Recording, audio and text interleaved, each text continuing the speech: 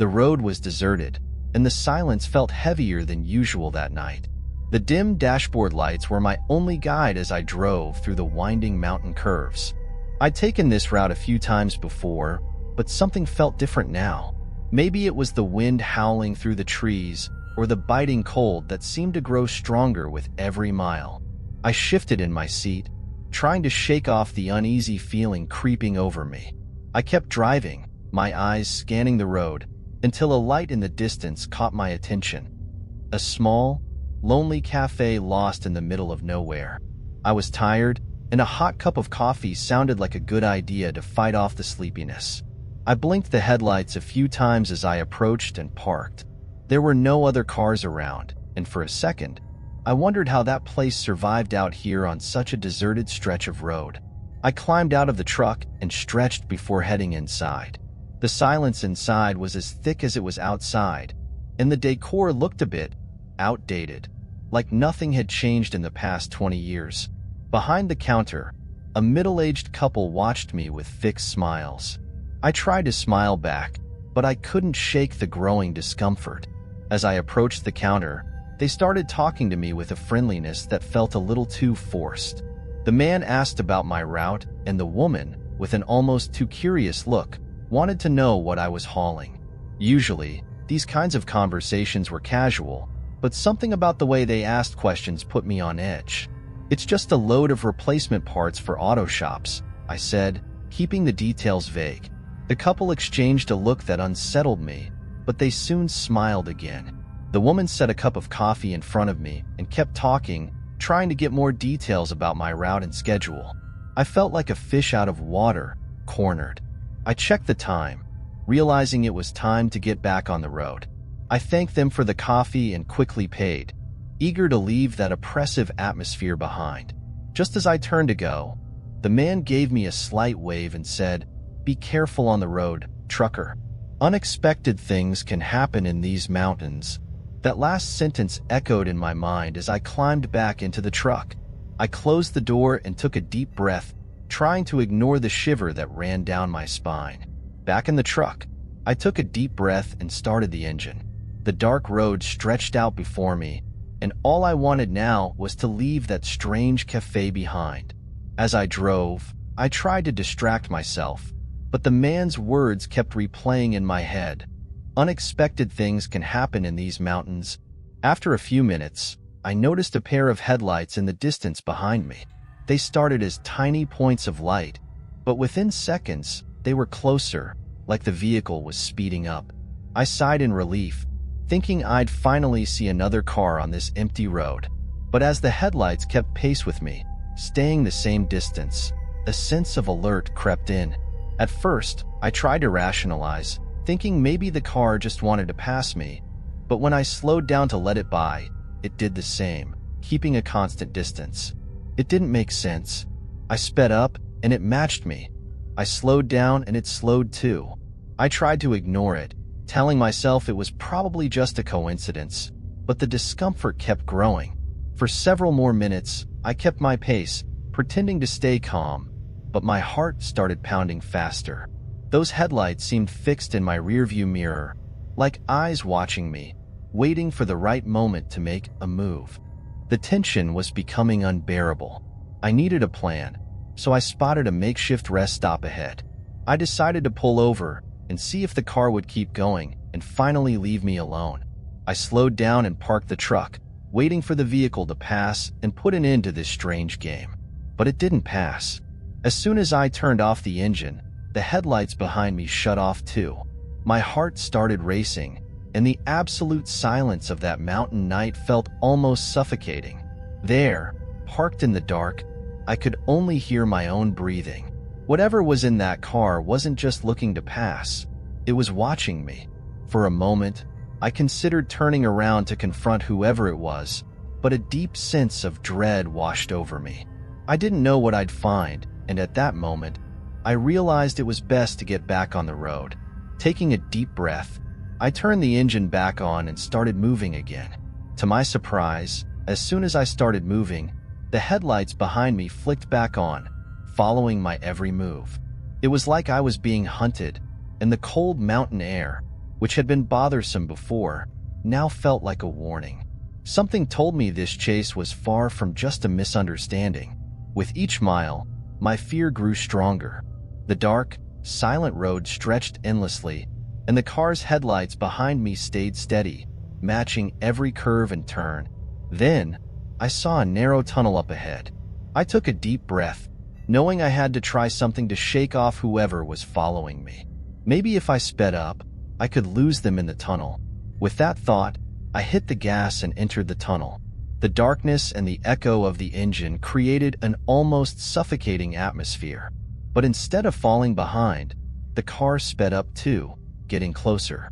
When the vehicle came into the tunnel's lights, I finally saw the faces of the people in the car. My eyes widened as I recognized the cafe owners with cold, disturbing smiles on their faces. They seemed to be enjoying this chase, as if it were some kind of twisted game. I sped up even more, trying to put some distance between us, but the tunnel had no side exits. I was trapped. The headlights kept pressing closer, inching nearer and nearer, until I finally spotted the tunnel's exit. With a quick move, I took a chance. I swerved to the side and hit the brakes hard, making the truck slow down dramatically. The car behind me had to swerve sharply to avoid a collision, its tires squealing as it sped past me.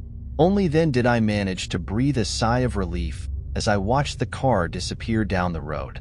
I left the tunnel with my hands still shaking on the wheel and drove ahead, not daring to look back.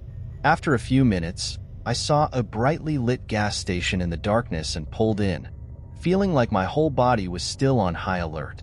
I got out of the truck, trying to calm the rush of adrenaline, and walked into the convenience store. The attendant looked at me curiously as I tried to explain what had happened. A couple was following me. I stopped in the tunnel to try to shake them off. The words came out jumbled, and the attendant just shrugged, as if I were just another tired trucker telling a story. Back in the truck, the weight of what happened began to sink in. I knew that trip was over, but the fear didn't disappear. For days afterward, every time I saw headlights in the rearview mirror, my heart would race. Even years later, the fear of that night stays with me. The images of the cafe owners' smiling faces come back whenever I'm on an empty road. And sometimes, when I find myself alone in the dark, I still think they might be out there, waiting to start the game all over again.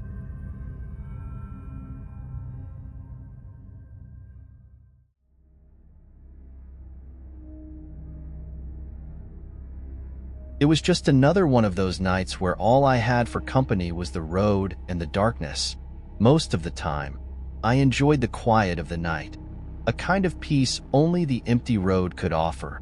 But that night, something felt different. The darkness seemed thicker, almost as if it was swallowing up the light from my headlights. I'd been driving for hours, the hum of the engine filling the silence around me, but there was a feeling, something unsettling. It was as if the silence itself was watching me, pressing down in a strange, heavy way. These roads that cross state lines have their share of legends and stories, and I've heard a few. Not that I believe them, of course, but over the years, I've learned to respect what I can't explain. Maybe it was just the fatigue catching up with me, or maybe the lack of a decent place to rest was getting to me. Either way, I couldn't shake the feeling that something was off that night. I tried to dismiss it and focus on the road, but the discomfort lingered, making it impossible to ignore. Then I saw her, standing there at the side of the road, alone, with her hand raised, asking for help. In the middle of that deserted stretch of asphalt, there was no way I could ignore her. She was standing still, wearing simple clothes that seemed far too light for the chill of the night.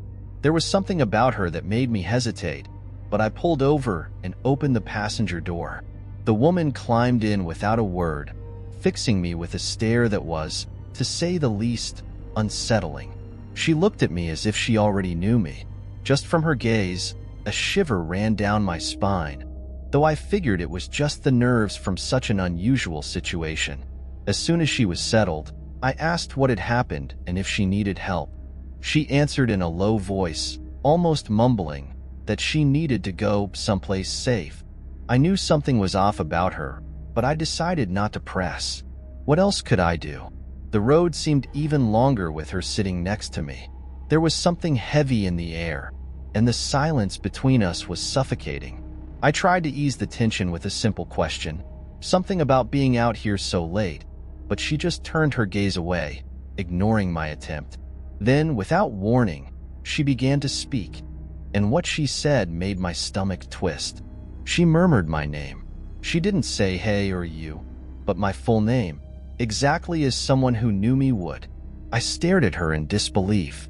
My mind tried to make sense of it, but she kept talking, now mentioning specific details about my life. She knew my wife's name, my kids' names. She even mentioned the neighborhood I lived in, describing my street as if she'd walked down it herself. Every word she spoke felt like a punch. I had never seen this woman in my life, and yet she seemed to know everything about me. My chest tightened with each detail she revealed, and I felt panic rising. I asked, my voice shaking, how she knew all that. She finally turned her gaze to me, her eyes piercing and mysterious, and simply said, "I know who you are." That tone, so calm and certain, made me lose control of the wheel for a second. My heart was pounding, and only one question echoed in my head. Who was this woman? I glanced quickly at the seat beside me, only to see that she was gone. Panic shot through me instantly. I looked at the rearview mirror, down at the floor, even at the back seat, but there was no sign of her. She had simply vanished, as if she'd never been there. My hands were sweating as I tried to process what had just happened. There was no sense of relief, only pure fear. A deep chill crept up my spine, and the idea of continuing alone after what had just happened terrified me. I kept driving, trying to clear my head. Then, I saw the lights of a roadside diner up ahead and decided to stop. I needed a moment to breathe and wrap my mind around what I'd just experienced. I went straight to the counter and ordered a coffee, hoping the warmth would steady me. A few truckers were hanging around and noticed my nervous state. One of them, an older guy with a curious look, asked if I was all right. Hesitating, I decided to share what had just happened. I needed someone to tell me it was just a coincidence, that the tension from the trip was playing tricks on me. When I finished, the men fell silent, exchanging strange glances. Then one of them, looking serious, mentioned that he'd heard stories about a woman who would ask for rides on that road but never seemed to get anywhere because she was already dead. The words of that trucker echoed in my mind, each syllable sounding more surreal than the last. He explained that, years ago, a young woman from the area had died in that exact spot where I had picked her up. She had suffered a terrible accident, and her car had rolled several times before coming to a stop on the side of the road. Since then, some drivers claimed they'd seen her, always alone, asking for help by the roadside. I laughed, but it was a nervous, almost desperate laugh. It just seemed impossible. But how else could I explain what had just happened? They continued looking at me with serious expressions, and one of them commented that the spot was known for attracting strange occurrences like it held onto something dark. One of the truckers even avoided driving that stretch after dark. They said that place seemed to have a weight that brought these things to life. Every word they said seemed to sink me deeper into fear. Part of me was still trying to rationalize, searching for explanations. But another part, deeper inside, knew that I'd encountered something beyond my understanding. I didn't say another word. I took my coffee and moved away from them, feeling a chill that wasn't just from the story but from the idea that maybe I had really crossed paths with something from the other side. As I walked back to my truck, I looked around, half expecting to see that woman appear again. The empty passenger seat now felt like a dark presence, a reminder of what I had just experienced. I started the engine, but hesitated before pulling away. Every shadow on the road seemed to shift, and every sound seemed amplified. For weeks, I couldn't stop thinking about that night, questioning whether I'd imagined it all. But the words of those truckers at the diner still echo in my mind, like a lingering whisper. Since that night, I drive with a caution I never had before, alert to every detail. And even now, I find myself glancing at the seat next to me, half expecting that at any moment, she might just reappear.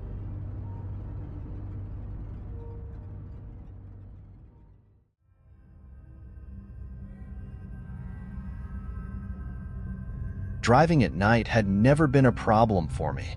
Empty roads, no traffic. It always gave me a strange sense of freedom, like I was the master of those endless lanes disappearing into the dark. But that night, something felt different. It wasn't fatigue, nor the silence. It was the way shadows seemed to stretch across the road, each mile growing darker than the last. I adjusted the rearview mirror, making sure everything was in order, but the discomfort lingered. I looked out the window and saw nothing but darkness. Everything was still, maybe a bit too still. Usually, that kind of calm was welcome, but tonight, there was an uneasy feeling pressing on my chest. It was as if the road was trying to tell me something, but for some reason, I couldn't understand it. I kept driving, trying to ignore that gnawing discomfort. Maybe it was just accumulated fatigue, distracting me, making me see things that weren't there. I had to reach my destination before dawn and couldn't waste time on paranoia. I adjusted the radio, hoping to find something to distract me, but even the signal was poor. Then, the discomfort began to grow. It was like something was watching me, hidden in the shadows, waiting for the right moment to reveal itself. I shrugged it off, laughing at myself. "You're getting old, Marcos, starting to see things," I thought. But deep down, I knew it wasn't just paranoia. As I kept driving, my mind began to drift. It wasn't just the empty road that bothered me. A lot had changed in the past few months. I'd been accused of losing an important shipment, a claim that nearly cost me my job. Sure, in the end, they proved it wasn't my fault, but the distrust lingered, and since then, everything had felt a little off. Trying to shake off these thoughts, I noticed 3 points of light in the rearview mirror. 3 black cars, lined up, seemed to be slowly approaching, like shadows creeping along the asphalt. At first, I thought it was just a coincidence, just other drivers on the same route. But as the miles passed, they kept the same distance, each car perfectly positioned behind the other. I sped up a bit, just to see if they would do the same. And they did. All 3 cars matched my speed in perfect sync. "That's strange," I muttered, keeping my eyes on the rearview mirror. It wasn't unusual to see other cars on the road, but something about the way they moved made me nervous. It wasn't normal, and deep down, I felt that it wasn't just a coincidence. I tried to calm down, convincing myself it was just paranoia, but every mile, the cars stayed there, following me as if they had a purpose. A wave of discomfort crept up my spine, and the air inside the truck felt heavier. I decided to slow down to see if they would pass me, but instead, they slowed down too, maintaining the same formation. By now, I couldn't deny it. Something was wrong, and the darkness around me only made my heart pound harder. I tried to ignore the growing discomfort, but the tension settled in. I took a side road, thinking maybe they'd continue on the main route. A small wave of relief hit me when I lost sight of them, but it didn't last long. Within minutes, I saw their lights again, flashing in my mirrors.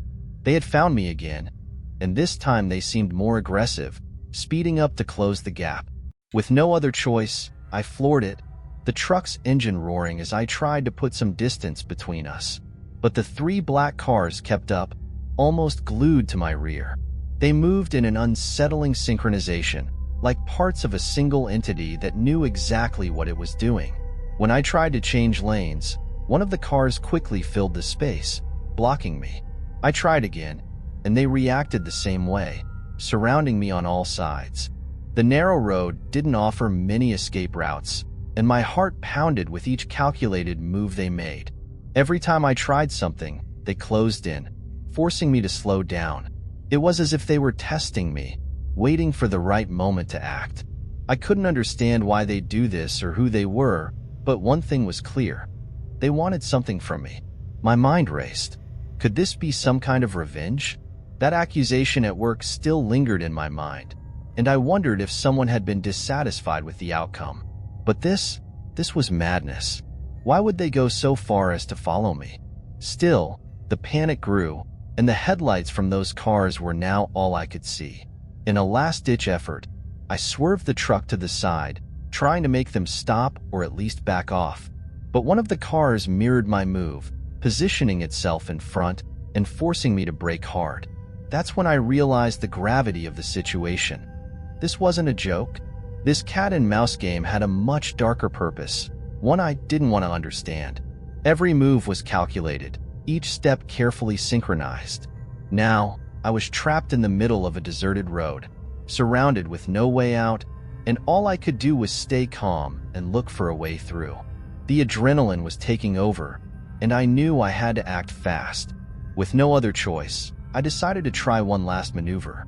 I spotted a small dirt road off to the right, and without much thought, yanked the wheel hard in that direction. The truck shook as I sped down the bumpy path, the tires bouncing over rocks and dips. For a moment, I thought I'd managed to lose them.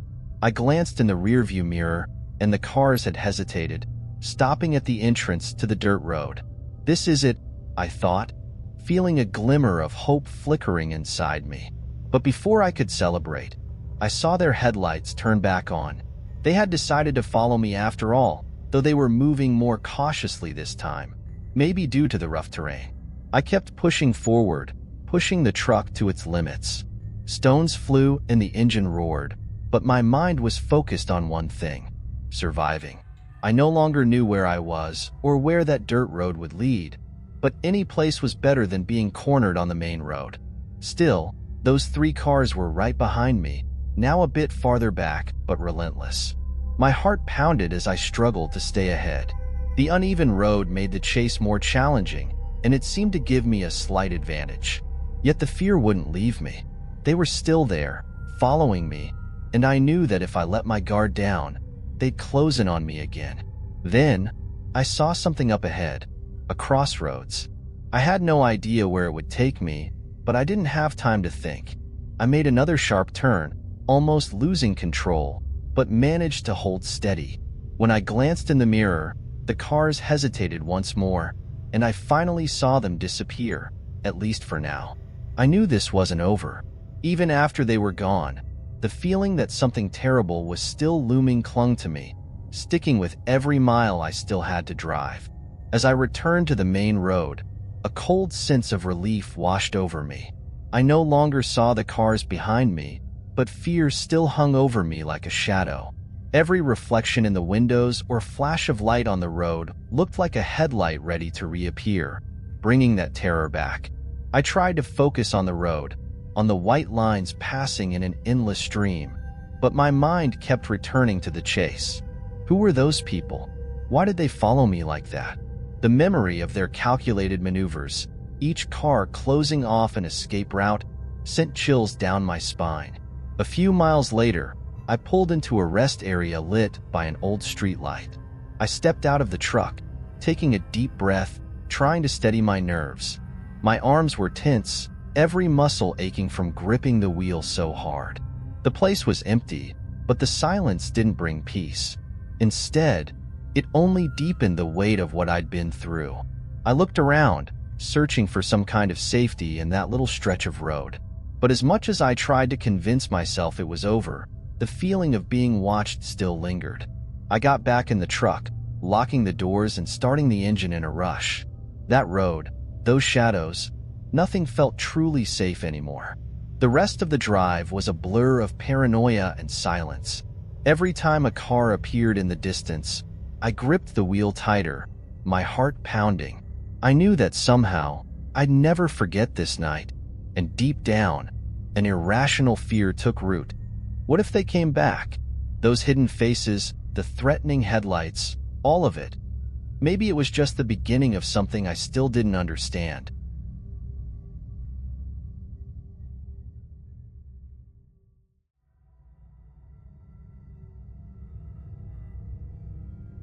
The road at night always had a kind of solitude that, over time, I learned to accept. But that night, there was something different in the air as I prepared to hit Route 17. Known among drivers as the Corridor of Silence, it had a reputation for giving anyone the chills. I always saw these stories as rumors, tales told to scare rookies. But as I adjusted the radio and reviewed my route on the map, I felt an odd calm, the kind that made me grip the steering wheel a little tighter than usual. The radio was quieter than I remembered. I adjusted the volume, but the sound seemed muffled. I tried different stations, but they all sounded distant, as if the signal was trapped somewhere. It felt strange, but I didn't think much of it. These things happen in the middle of nowhere, right? The road ahead stretched out like an endless ribbon of darkness, lit only by the cold glow of my headlights. I took a deep breath and kept going, trying to shake off the discomfort. To break the silence, I started calling a few colleagues on the radio. Several were on the same route, driving through the night. Among them was Fernando, a superstitious guy who always had a strange story to tell. Right away, he brought up the famous ghost truck of Route 17, an old clunker that had supposedly vanished years ago without a trace.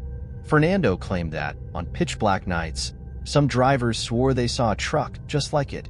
No license plate, old, almost a shadow on the road. "Oh, come on, Fernando," I replied, laughing a little. "That's just another one of your stories." He laughed too, but there was something in his laugh that left me feeling unsettled.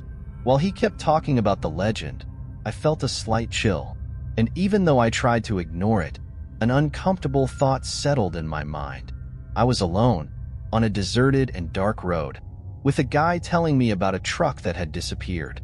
With that odd feeling in my chest, I kept driving, the muffled sound of the radio filling the air around me. The night dragged on, and the silence of the road seemed to deepen with each mile. I stayed focused on the road, trying to shake off the discomfort that had lingered since talking to Fernando. My headlights lit only the asphalt and the trees on either side, creating shadows that seemed to move in the corner of my vision. Suddenly, the radio crackled, followed by a faint murmur, almost indistinguishable. At first, I thought it might be another trucker trying to make contact. I picked up the radio, adjusted the frequency, and responded, "This is Miguel. Anyone there?" No answer, just that low, eerie noise, like someone murmuring on the other end. I turned up the volume, trying to make sense of it, but all I could catch were a few whispered words, almost as if the voice was calling my name. "Must be interference," I mumbled to myself, quickly switching off the radio. But that sound kept echoing in my head, like a tape stuck on a loop. I tried to forget the incident and refocused on the road, but the feeling that something was wrong only grew stronger. The silence and solitude of the road now felt different. I was the only light in that sea of darkness, which only reinforced the sense that I was truly alone. Or maybe, not quite alone. The sound came back, this time louder. A distorted voice, more forceful, repeating my name in an eerie whisper. My heart started to race, but I tried to brush it off. It had to be some kind of frequency issue, just weird interference, right? But as I fiddled with the radio again, something strange happened. The voice seemed to know details about my truck. I heard mentions of the make, model, and even specifics about the exact route I was taking. This made no sense. Even among the truckers on the same route, no one would have a reason to mess with me like this. I pressed the radio button, speaking in a firm tone. "Who's there? Is this some kind of joke?" Silence. Just that whisper echoing back, now clearer, saying my name over and over. "Miguel." The sound was so clear it sent a shiver down my spine. I turned off the radio, but almost immediately, it switched itself back on. I gripped the steering wheel tightly, feeling my chest tighten. The silence returned in waves between the transmissions, as if someone was playing with me. The road stretched on, empty as ever, without any sign of another vehicle. I started wondering if I was being followed or if I really was alone out there on that road. The air in the cabin felt heavy. I kept my eyes glued to the road, but the tension was like a living thing beside me. Then, in the rearview mirror, I saw something that froze my blood. Headlights, blazing intensely, speeding toward me. They were far off at first, but I could tell something was wrong. No other vehicle had been on this road for hours, and now, suddenly, these lights appeared out of nowhere. as if they were chasing me. The radio crackled again, and the distorted voice came back, now more intense and menacing. "Miguel." My name echoed several times, with a nearly angry urgency. I looked back at the mirror and realized that the truck behind me was closing in fast, as though accelerating each time my name was whispered. When I finally got a good look, my stomach dropped. It was an old, rusty truck, headlights almost blinding. Somehow, I knew exactly what it was. It was the ghost truck Fernando had mentioned. I hit the gas, trying to widen the distance, but it kept right on my tail. Cold sweat trickled down my neck as my heart raced. The radio, as if reacting to the other truck's closeness, erupted with loud static, the voice calling my name in a lower, more menacing tone. In a last desperate move, I veered into a sharp turn, hoping to lose it, and, as if by magic, the headlights vanished and the voice went silent. When I finally reached my destination, my heart was still pounding as if I'd run a marathon. I climbed out of the truck, my legs shaky, but I tried to hide the fear. As I unloaded, I glanced at the radio, half expecting to hear that voice again. But everything was silent, as if nothing had ever happened. Yet, I knew the impact of that night wouldn't fade so easily.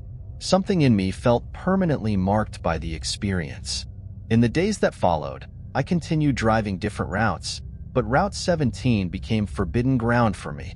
Even so, occasionally, I catch that same whisper on random frequencies along other roads, like a distant echo.